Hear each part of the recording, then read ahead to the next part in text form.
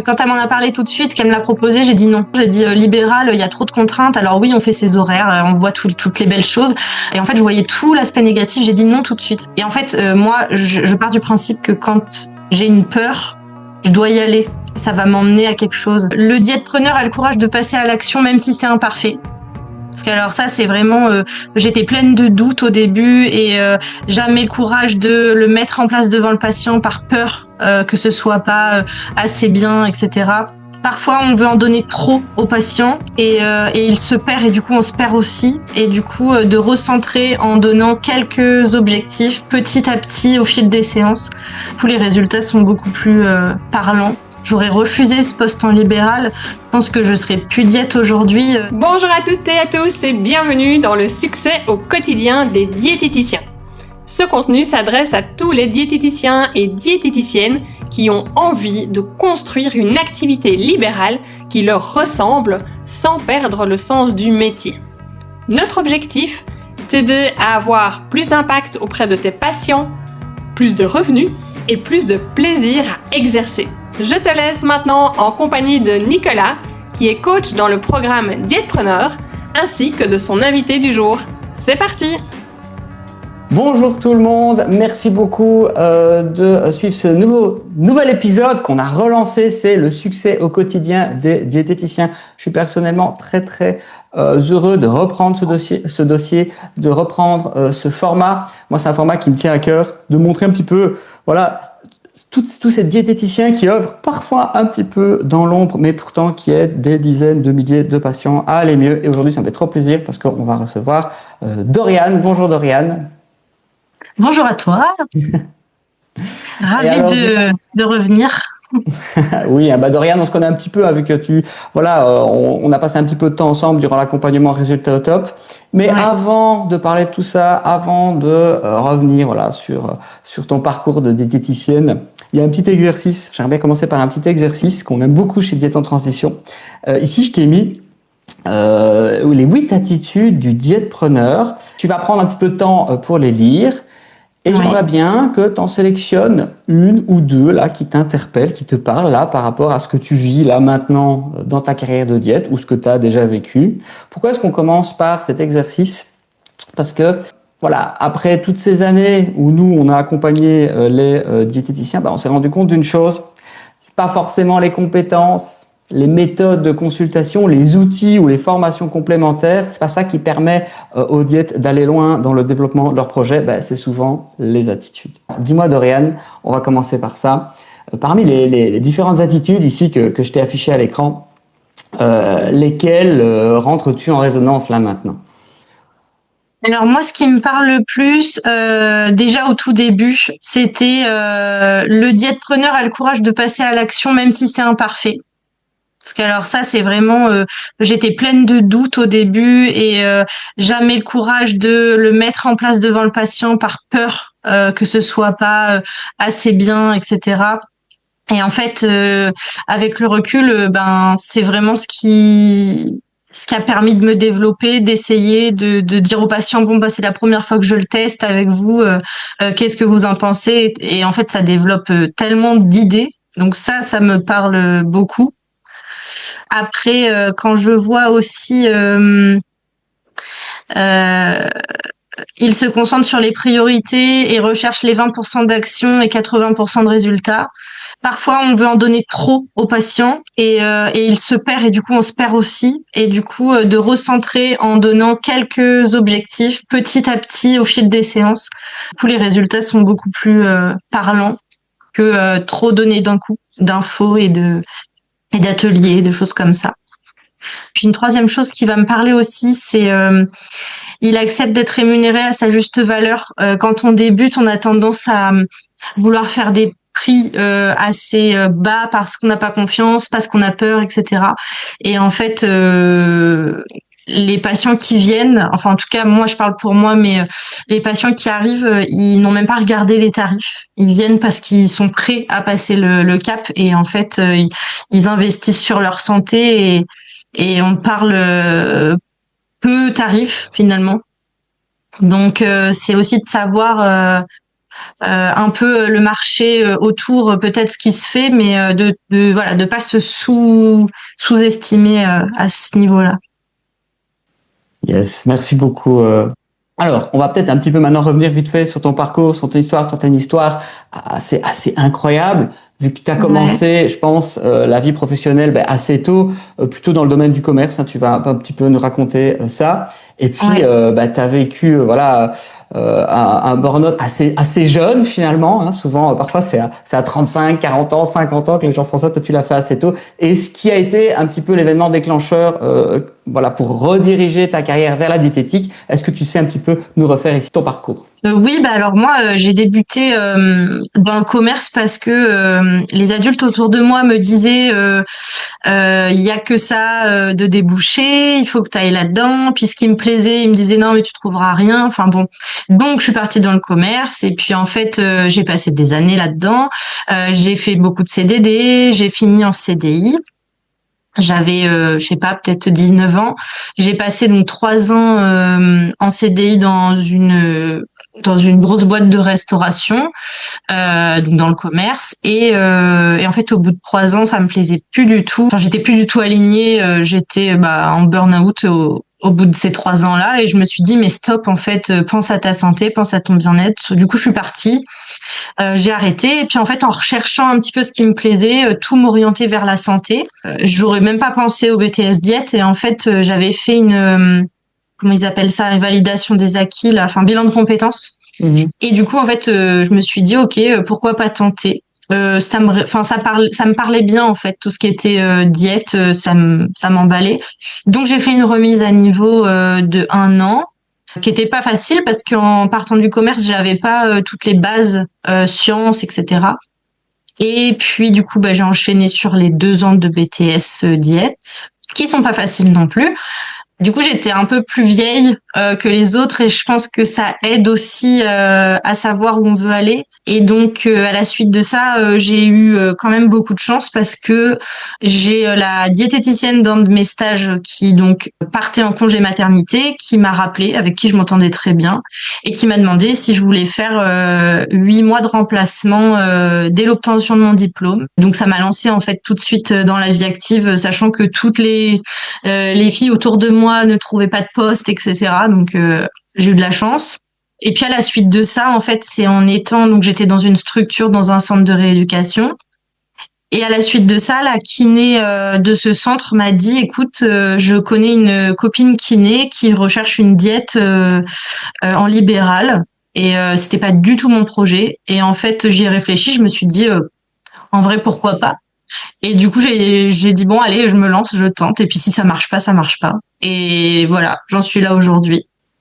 Ok. Est-ce que tu te souviens, Doriane, du moment, là tu l'as un peu évoqué, là c'était suite à un petit peu une série de tests, un peu de réorientation.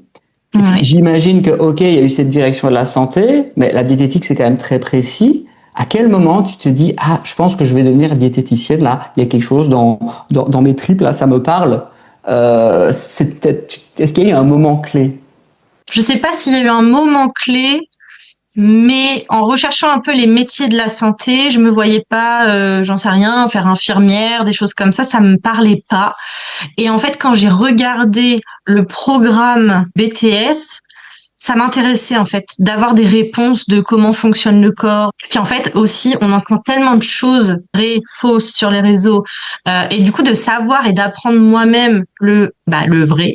Et du coup c'est ça en fait qui m'a animée et je me suis dit j'ai envie d'apprendre par moi-même. Et par rapport au pourquoi d'aller vers la santé, est-ce que c'était juste des raisons un peu personnelles, comme toi tu l'évoques, je veux comprendre le corps, ou est-ce qu'il y avait ce truc de finalement je vais quand même aider les gens à aller mieux?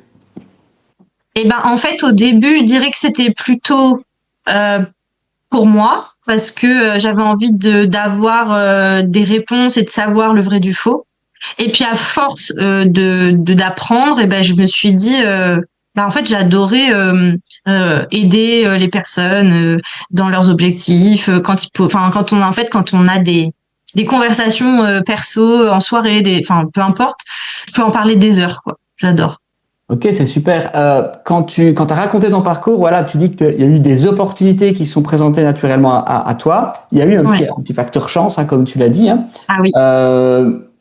Est-ce que vraiment tu as eu un parcours sans aucun obstacle ou peut-être tu as eu à un moment donné, là, avec BTS en poche, tu dis ça y est, je vais pouvoir exercer. Est-ce qu'il y a un moment où tu t'es confronté à une difficulté malgré les opportunités dont tu as pu profiter justement?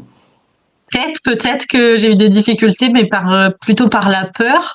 Mais en fait, en concret, pas la sensation d'en avoir eu parce que tout s'est aligné. J'ai pas eu de moment sans rien. En fait, j'ai tout enchaîné. Je dirais peut-être la difficulté, c'était si j'aurais refusé ce poste en libéral, je pense que je serais plus diète aujourd'hui, dans le sens où je ne trouvais aucun poste dispo et en même temps, c'est pas ce qui me faisait vibrer non plus. Je me serais pas vue en structure, je pense, style à l'hôpital ou des choses comme ça. Ou alors j'aurais accepté peut-être un poste, mais c'est finalement pas ce que j'aurais peut-être voulu au fond de moi.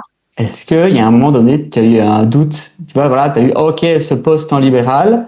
Est-ce que tu as dit oui tout de suite sans trop te poser de questions? Ou est-ce que, voilà, il y a eu un espèce d'entre-deux avant de dire oui?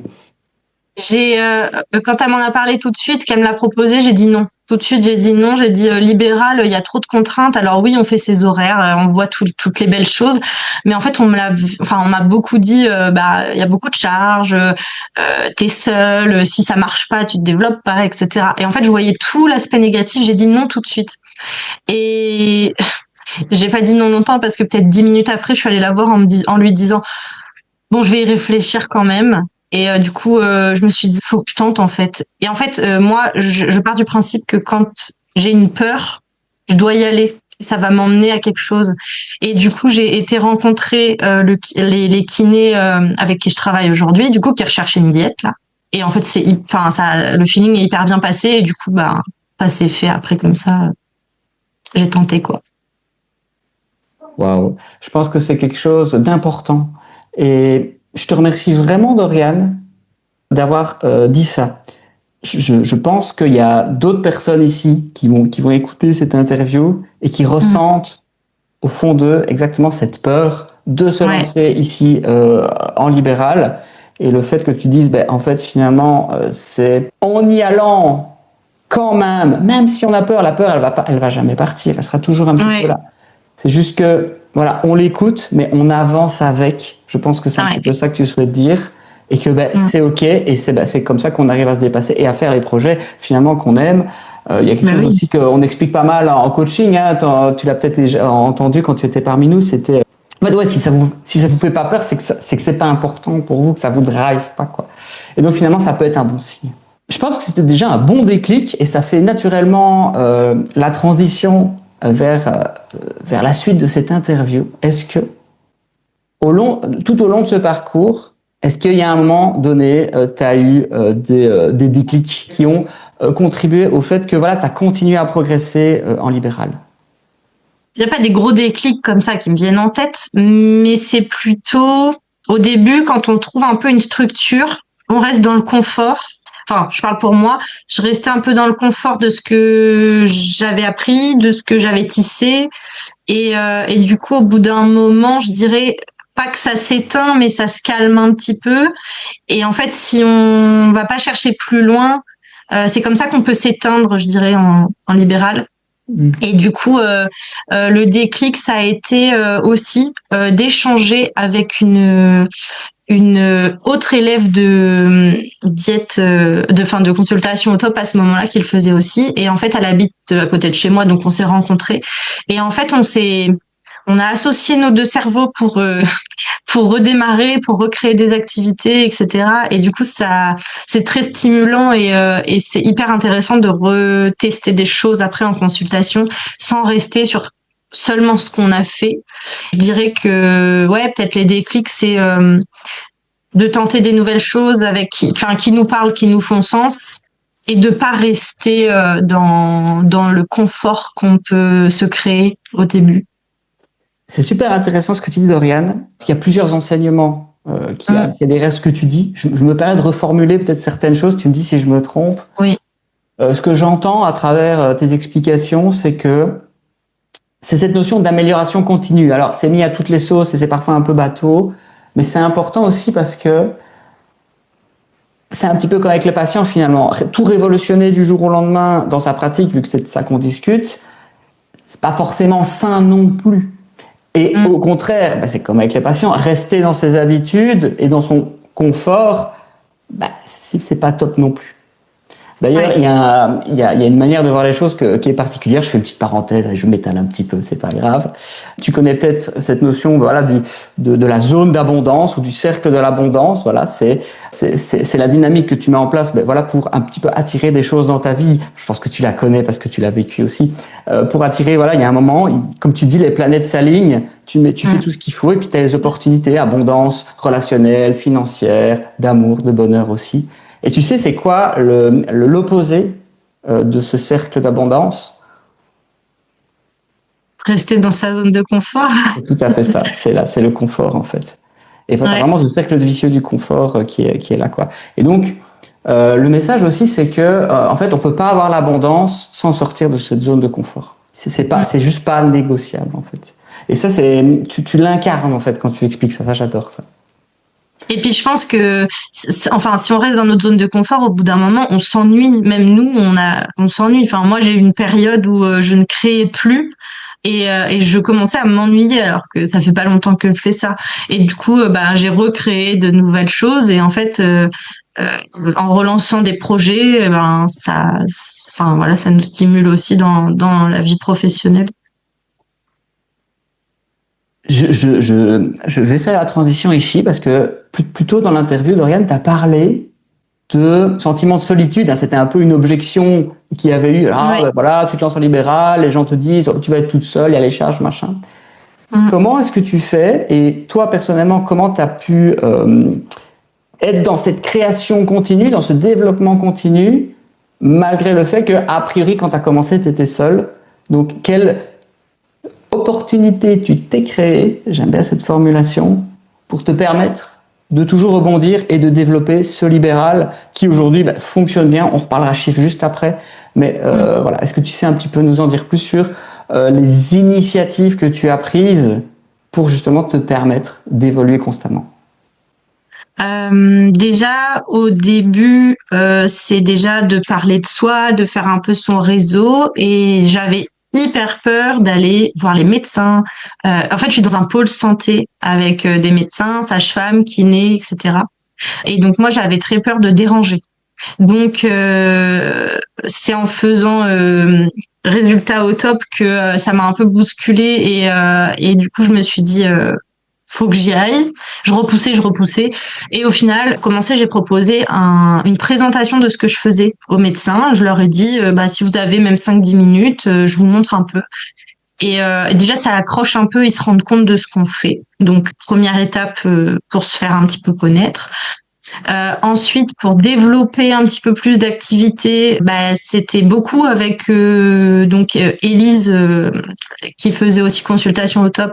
On se voyait peut-être une fois par semaine pendant plusieurs mois et on bossait sur des thèmes. En fait, on se mettait des thèmes en commun. On se disait voilà, moi avec mes patients, il y a beaucoup de ça qui ressort et donc j'aimerais les emmener à ce but-là. Qu'est-ce qu'on peut construire?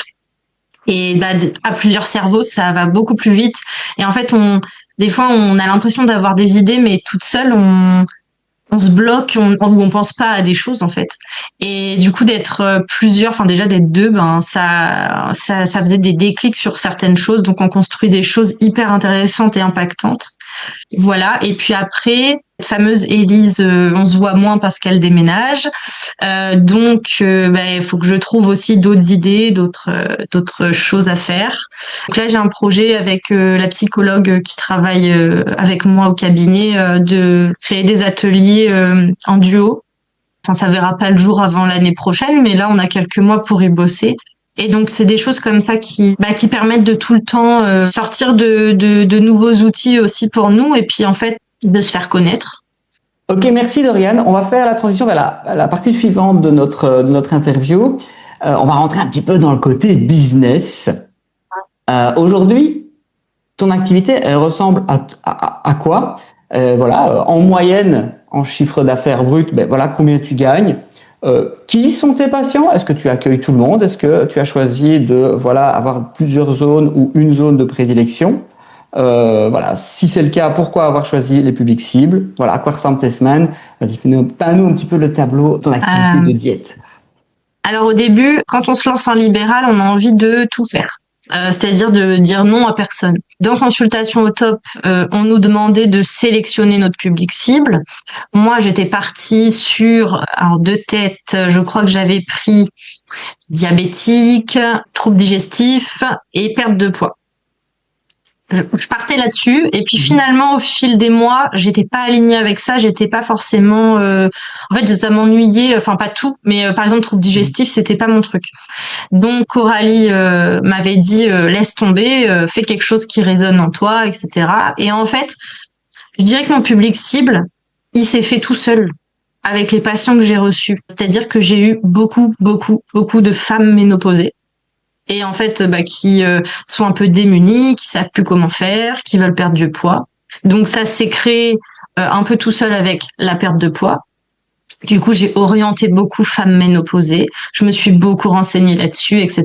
Donc aujourd'hui, je dirais que c'est 90% de mes patients. En fait, je fais beaucoup de perte de poids et c'est vraiment ce qui m'anime. J'adore ça, j'adore leur faire comprendre, alors pas juste perdre du poids pour perdre du poids et le chiffre sur la balance, mais j'adore mettre en lien un peu tout ce qui est émotionnel, leur faire comprendre qu'au-delà de la perte de poids, il y a tout ce côté sommeil, stress, etc. Je fais aussi tout ce qui est bilan sanguin perturbé. Donc ça, c'était pour notamment être en lien avec les médecins du pôle santé. Donc ça, c'est plutôt eux qui m'envoient des patients quand c'est cholestérol, diabète, peu importe. Donc voilà, ça c'est un petit peu ce que j'ai en général au quotidien. Doriane, c'est super intéressant et justement, je pense qu'il y a une brèche et je vais m'enfoncer. Tu dis, voilà, moi, en fait, mon truc à moi, c'est un peu la perte de poids. Si je lis un petit peu entre les lignes, c'est ça qui se passe. Alors, la perte de poids nichée dans certains cas de figure, la femme ménopausée, diabète de type 2, ce genre de choses. Pourquoi est-ce que j'ai envie de rebondir ça? C'est parce que parfois, ce que j'observe, c'est que c'est parfois quelque chose d'un peu boudé chez les diététiciens. Parce que, voilà, historiquement, on allait voir le diététicien pour perdre de poids et c'était un peu l'étiquette de machine à faire perdre du poids que les diètes avaient sur le front. Et puis, voilà, c'est un courant qui a démarré il y a 10 ans, je ne sais pas, à peu près, où vraiment on a dit, non, en fait, le diététicien, il sert pas qu'à ça, il n'y a pas que les régimes, il y a l'approche, voilà, et c'est devenu beaucoup plus holistique, et on sait un petit peu dire, en fait, finalement, est-ce que la perte de poids est souhaitable dans certains cas? Et il y avait tout un débat là-dessus, du fait qu'en fait, finalement, ce désir de perte de poids est devenu nuancé. Avant, c'était super bien, et tout le monde voulait perdre du poids, et c'était très, très bien, et là, voilà, il y a eu des excès, évidemment, hein.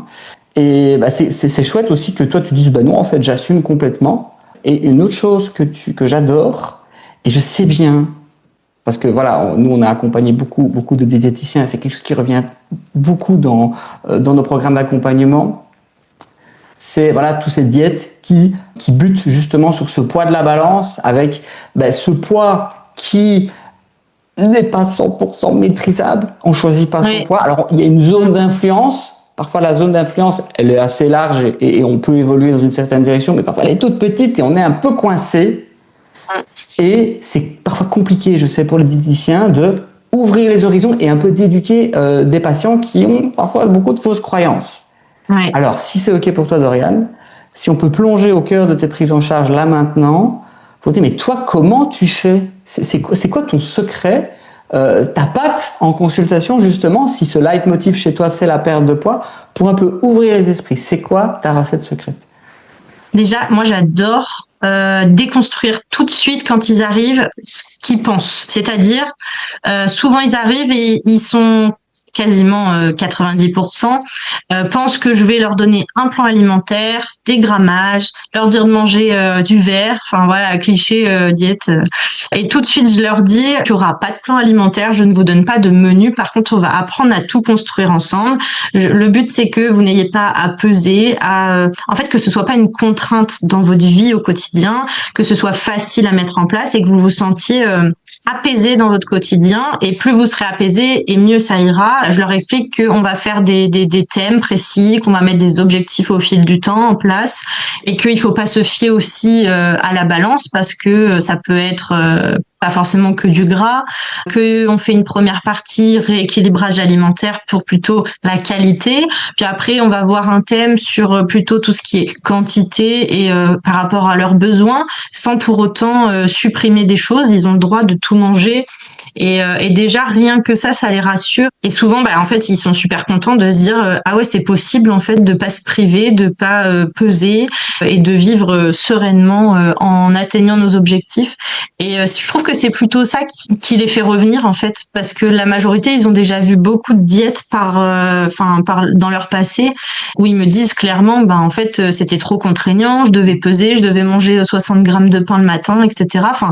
Et après, ça encore, c'est mes valeurs. Et comme je dis, je peux échanger avec une diète qui fait de la perte de poids et elle travaillera pas de la même manière non plus. Mais du coup, je trouve que, en fait, je leur donne les conseils que j'aimerais recevoir. Et du coup, comme je suis alignée avec ça, ça marche très bien. Et voilà. Alors oui, c'est sûr, il y a des personnes avec qui ça va très bien marcher et d'autres ça va bloquer. Et quand ça bloque, ça peut être au-delà de l'alimentation, ça peut être souvent de l'émotionnel et du coup là on travaille avec par exemple une psychologue. Ok. Comment tu fais passer ces messages? Parce que pour être en contact très régulier avec les diététiciens, tous les messages que tu fais passer, il y en a beaucoup qui essayent de les faire passer, mais qui se heurtent vraiment à des grosses difficultés avec leurs patients. Et quand je t'entends parler de Lauriane, pour toi, voilà, je leur explique, et ça a l'air fluide, quoi, ça passe, quoi. Et qu'est-ce que tu fais? Est-ce que tu leur parles ou est-ce que tu fais des choses en consultation? Vas-y, parle-moi un peu ta consulte. Les deux. En fait, les deux, mais moi, ce que j'adore, c'est que faut partir du principe que les personnes, il y en a qui vont entendre et il y en a qui vont voir. Et il y en a qui vont devoir faire. Et du coup, il faut s'adapter à la personne qu'on a en face. Et quand je vois que j'explique quelque chose, mais que la personne, elle va me dire oui, mais qu'en fait, je sens que elle va ressortir et qu'elle aura pas entendu, et là, je lui fais faire, par exemple. Et donc, j'alterne beaucoup entre les explications et les ateliers en pratique. Et souvent, je fais un atelier avec le pourquoi du comment et pourquoi on met ça en place. Et en fait, moi, je pense qu'ils ont besoin de comprendre pour faire et pas juste, tu fais ça et tu mets ça en place. Pour moi, ça marche pas et ça sert à rien. Et du coup, le fait qu'ils comprennent vraiment, et quand je vois même qu'ils comprennent pas, je leur demande, est-ce que vous pouvez m'expliquer? Est-ce que vous avez compris ce qu'on vient de voir? Souvent, c'est très clair et du coup, c'est OK. À la fin de la séance, s'ils me disent, OK, j'ai bien compris, ils savent le mettre en place parce qu'ils savent pourquoi. Je vais juste revenir sur quelque chose, que tu parles d'atelier. Je pense que c'est un terme que toi tu maîtrises et tu sais ce que c'est, mais comment tu as découvert que oui, on pouvait faire des ateliers? Certains utiliseront la notion de jeu ou d'activité thématique. Est-ce que tu peux un peu nous expliquer le concept? Parce que toi et moi, on sait de quoi on parle. Je me mets dans la peau d'une jeune diète ou d'un jeune diète qui a le BTS là fraîchement en poche. Je pense pas que ce soit des choses dont on parle dans c'est vrai. En fait, quand j'étais en stage, non pas en stage, en remplacement là, quand j'ai remplacé 8 mois le congé mat après mon obtention de BTS, déjà il y avait des ateliers plusieurs fois par semaine que la diète avait construit, qui animaient ça. Ça j'adorais. Et puis il y avait les jeux Ludiconsulte que vous faites, et j'ai découvert donc celui sur le diabète et celui sur les menus, la création de menus. Et donc en sortant de ce remplacement-là, quand je me suis lancée en libéral, j'ai cherché une formation parce que je me suis dit, moi si je me mets en libéral demain, je sais absolument pas comment construire mes consultations. Je savais pas quoi faire. Pour moi, j'allais recevoir 10 minutes un patient, on allait échanger et puis se regarder un peu dans le blanc des yeux. C'était un peu flou. Et en fait, du coup, j'ai cherché des formations avec lesquelles je raisonnais. En fouillant, je suis tombée du coup sur consultation au top. Et en fait, j'ai vu que c'était vous qui faisiez les jeux Ludiconsulte. Et comme j'avais adoré les jeux, j'ai découvert ça comme ça. Et en fait, j'ai adoré. Moi, ça m'a parlé de tout ce que vous proposez. Comment construire sous forme d'atelier, sous forme d'activité, etc. Et c'est comme ça que je me suis dit, pour mener des consultations, j'ai besoin d'ateliers, d'activités et pas juste parler. C'est vrai que j'ai eu pas mal de patientes qui viennent et en fait, quand je leur dis qu'est-ce qui bloquait avec les anciennes diètes, elles me disaient on se voyait une fois par mois, elle me prenait les mesures, le poids, et puis elle me disait vous faites bien toujours ça, et puis voilà, je repartais, et en fait ça me servait à rien. Et je me dis mais moi je veux vraiment pas que ça ressemble à ça, et en plus c'est ennuyant quoi. Et donc comme ça que j'ai construit un petit peu tout ça, donc avec l'aide de consultation au top, et puis après la créativité en plus qu'on amène à ça. C'est top, et je te remercie Doriane. C'est vrai que ce programme consultation au top est intégré directement maintenant, au programme d'accompagnement diètepreneur. Mais c'est vrai que tout le principe, en fait, oui, c'est de sortir du monologue un peu chiant là, comme tu dis. En fait, finalement, que le patient découvre par lui-même, et le par lui-même est important, que le patient découvre par lui-même des choses qu'il n'avait pas vues précédemment. Oui, exactement. Et après, il pourra prendre les actions en conséquence. C'est extrêmement difficile à faire, et c'est pour ça que, en tout cas, c'est extrêmement difficile à faire dans une conversation. Parce que la consultation diététique, on imagine, entre quatre yeux, autour d'un bureau, et c'est comme ça. Et je pense que c'est un message, et je te remercie de l'avoir fait passer, qui est important pour les diététiciens qui vont se retrouver dans ton discours. Déléguer ça sur les activités, les thèmes, comme tu dis, des ateliers, vous déléguez ça à un atelier, en fait, c'est lui qui va faire le taf. Ouais. On design un atelier qui est prêt et qu'on va pouvoir ressortir pour une problématique donnée, pour des patients donnés. Ouais, ça, c'est peut-être quelque chose qu'on peut rajouter pour ceux qui ne sont pas familiers de ce fonctionnement. Donc, un atelier, c'est quelque chose qui est conçu pour aller justement tacler un problème ou une croyance bien spécifique. Alors, ça peut concerner l'équilibre alimentaire, mais ça va bien plus loin. Et les fausses croyances, les pertes de poids, à quel point on peut maîtriser la chose, etc. Top Doriane, si on a encore un petit peu de temps, on peut parler chiffres, parce que se lancer en libéral, ça fait peur, comme tu dis, il y a les charges, on aimerait bien quand même mettre du pain sur la table, subvenir aux besoins de sa famille, et on entend parfois des bêtises, quand je dis des bêtises, c'est des publicités où il y a en fait beaucoup de biais du survivant, si vous êtes familier avec ce concept, c'est-à-dire on va prendre une étude de cas de quelqu'un qui a fait 10 000 € seulement après 2 mois en étant thérapeute, etc. Oui, ça peut marcher, mais ça va représenter 2% des cas. Moi, ce qui m'incarne dans ce podcast, c'est de monter aussi, en fait, vous faites 1000 balles, vous faites 2000 balles, vous faites 3000, c'est bien, on est OK avec ça. Voilà, tout le monde n'a pas les mêmes ambitions. Et toi, Doriane, est-ce que tu peux nous refaire chronologiquement l'évolution de ton chiffre d'affaires pour savoir, de manière réaliste, avec un excellent mindset, parce que je pense que tu avais quand même un excellent mindset au début, de ce à quoi on peut arriver en libéral en tant que diète indite. Alors déjà, faut savoir une chose, c'est que j'avais très peur de ce côté-là, et au début, dans consultation au top, ou résultat au top, je sais plus, Coralie m'a dit écris ce que tu aimerais atteindre en chiffre d'affaires. J'avais mis, je crois, 1700 €, je crois. Et je me suis dit, si déjà j'atteins ça, bon, c'est pas mal. C'est ce qu'on se fait un petit peu en salarié, bon, voilà. Et elle m'a dit, tu rigoles, c'est faible, il faut que tu aies plus d'ambition. Je me suis dit, bon, ok, allez, je monte à 2000. Elle m'a dit, c'est pas mal, mais tu peux aller viser déjà même 2005. Bon, je me suis dit, pour moi, c'est inatteignable, impossible. Enfin bon. Les premiers mois, je devais être peut-être à 800 €. J'étais donc je suis en 2 jours par semaine, 2 jours et demi par semaine, hein, je suis pas en temps plein. Donc je devais être à 800 €, et puis j'ai évolué un petit peu plus chaque mois en prenant confiance, en développant plein de choses, et puis de bouche à oreille, etc. Peut-être de 200 € tous les mois, un peu plus. Mais par contre, ça a fait que augmenter. J'ai pas eu de chute. Ça a fait que du plus à chaque fois. Et j'ai peut-être atteint les 2000 € en décembre. Donc j'ai commencé fin septembre. Donc ça a été très très vite. Alors j'ai commencé en septembre 2025. Ça fait même pas encore un an. J'ai atteint les 2000 en décembre 2025. Et puis en fait, le mois de décembre a été un gros mois, étonnamment. parce que je me suis dit avec Noël et tout, et en fait, non, j'ai eu du monde.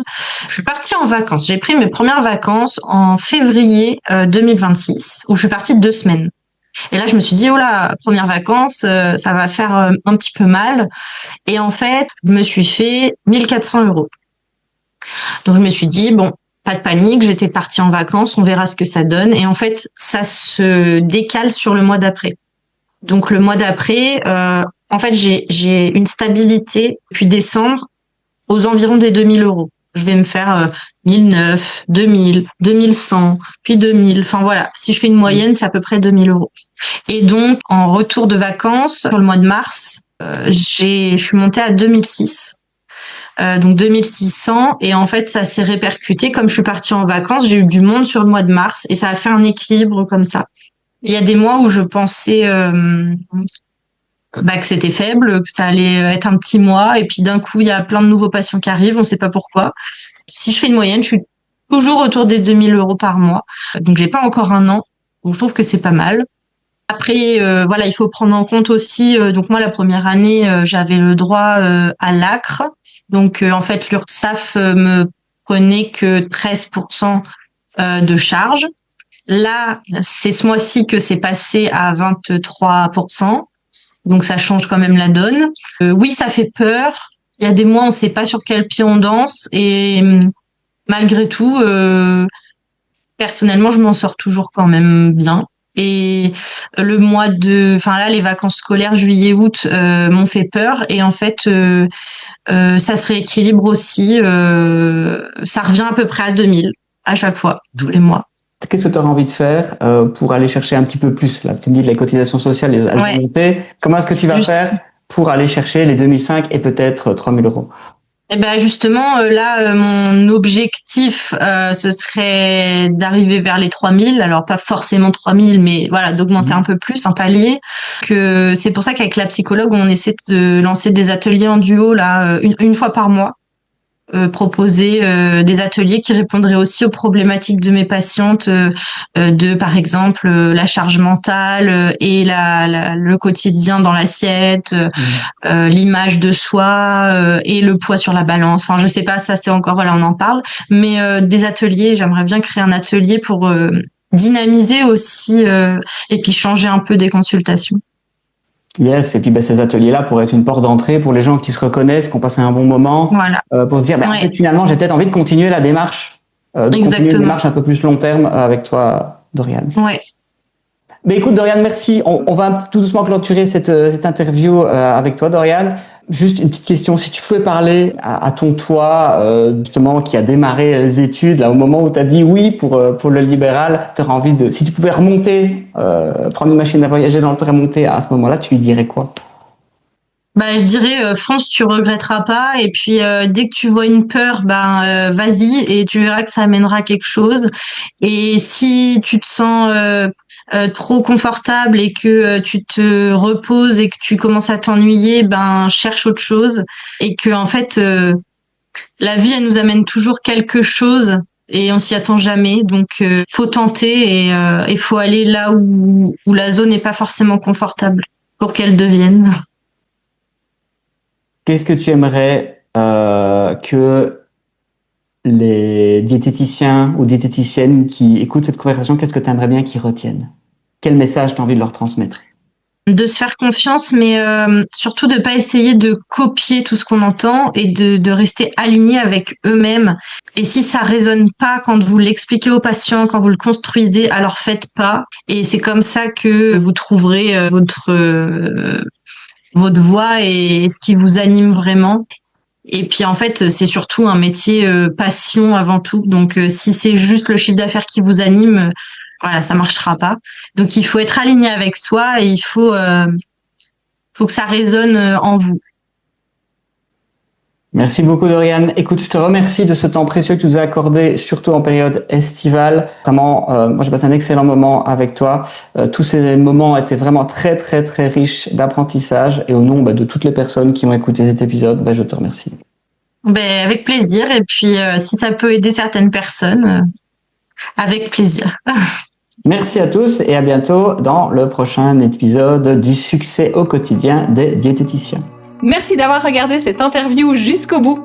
Peut-être qu'en l'écoutant, tu t'es dit que moi aussi, j'aimerais faire évoluer certaines choses dans mon activité. Peut-être même que tu sais déjà plus ou moins ce que tu aimerais changer, mais que tu ne sais pas vraiment par où commencer. Et quand on est diététicien en libéral, on se retrouve souvent assez seul avec toutes ces questions. Est-ce que je fais les bonnes actions pour développer mon activité? Est-ce qu'il faut vraiment que je sois plus présente sur les réseaux? Comment faire connaître mon travail sans avoir l'impression de me vendre? Ou comment avoir des consultations plus engageantes sans répéter encore et encore les mêmes conseils? C'est exactement pour ça qu'on a créé Diètepreneur. Pas pour apprendre aux diététiciens à devenir des commerciaux ou des influenceurs, mais pour avoir un endroit où on peut avancer sur toutes ces questions avec d'autres diètes qui vivent les mêmes choses. On y travaille ensemble sur le développement de son activité, sa communication, sa confiance en soi, mais aussi sur notre façon de consulter, d'engager davantage nos patients et de retrouver du plaisir dans notre pratique. Et surtout, on arrête d'essayer de tout comprendre et de tout construire tout seul dans son coin. Si tu es curieuse de voir à quoi ça ressemble, tu peux simplement venir l'essayer pendant 7 jours. Tu auras accès aux premières vidéos du parcours pour commencer à travailler concrètement sur ton activité et tu pourras aussi participer aux sessions de travail en live avec toutes les autres diètes. Ça te permet de découvrir notre façon de travailler, de rencontrer la communauté. Cela te permet de découvrir notre façon de travailler, de rencontrer la communauté et de voir dans la vraie vie si Diètepreneur peut réellement t'aider à avancer. Et si tu vois que ce n'est pas pour toi, tu peux simplement annuler à la fin des 7 jours et ainsi ta carte ne sera pas débitée. Tu trouveras toutes les informations juste en dessous de cette vidéo. Et n'oublie pas, une activité épanouissante ne se construit pas le jour où tu obtiens plus de passion. Elle se construit le jour où l'on décide de faire les choses autrement. Et peut-être que cette décision commence aujourd'hui. À bientôt!